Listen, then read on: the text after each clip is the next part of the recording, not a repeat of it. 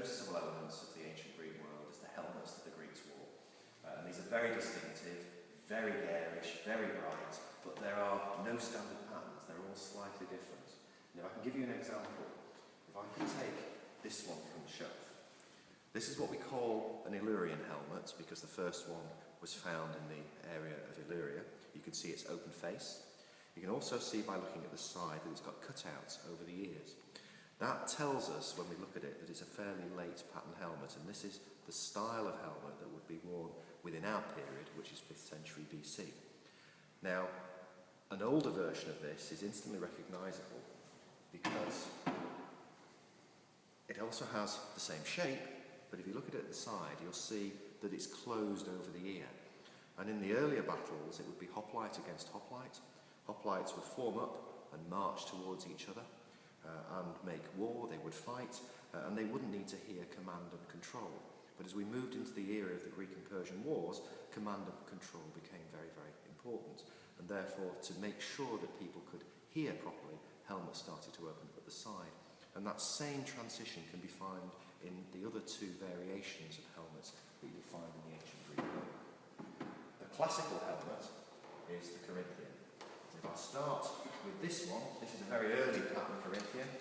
You'll see it's a little bit shaky on the top here, but something that's very, very distinctive about it is it's just like a bucket. It sits over your head, it completely encloses the side of your face, gives you massive protection from blows, from attack.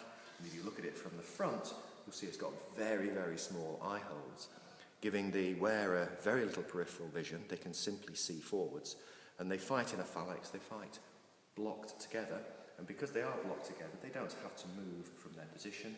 They simply look forwards and move forwards, move backwards, but don't move sideways, don't have to respond to command and control. So as an early helmet, that's a really good illustrative example. That then started to evolve as warfare became a little bit more open.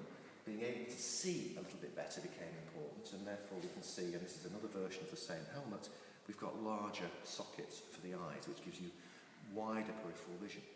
Of course, the danger of opening the eyes up makes you more vulnerable as an individual, and at this period you can see at the side that they still have it closed over the head, over the ears rather.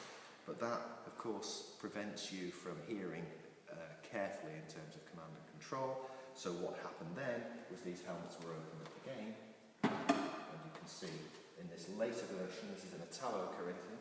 The original was found on the Italian continent, and you can see the same image from the front, same big eye holes, but at the side it's clearly been opened up so that the wearer can hear the commands that they're being given.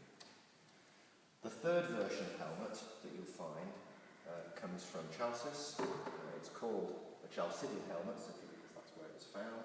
And this is a really nice example. This is a copy of one in the Glyptothek in Munich. You can see it's been opened up at the side so they can hear. You can see it's got big eye holes and an open front. But you can also see on here that the nose piece has been cut back.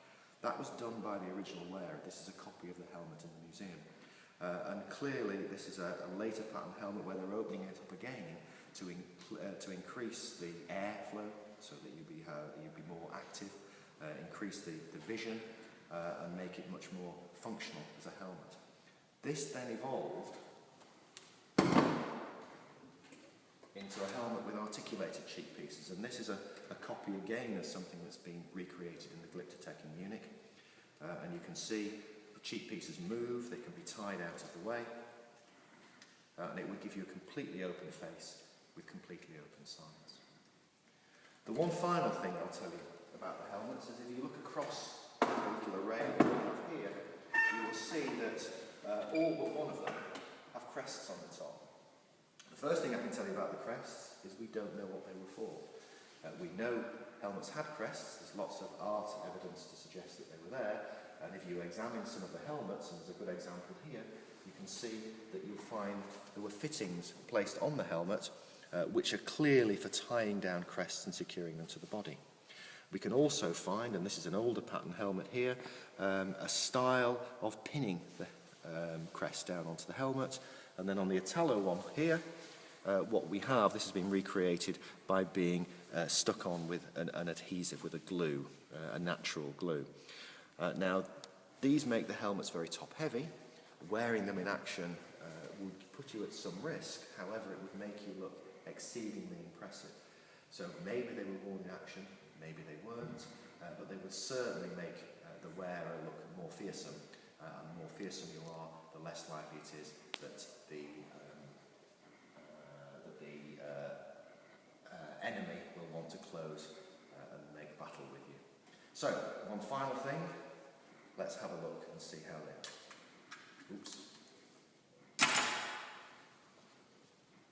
And there we go.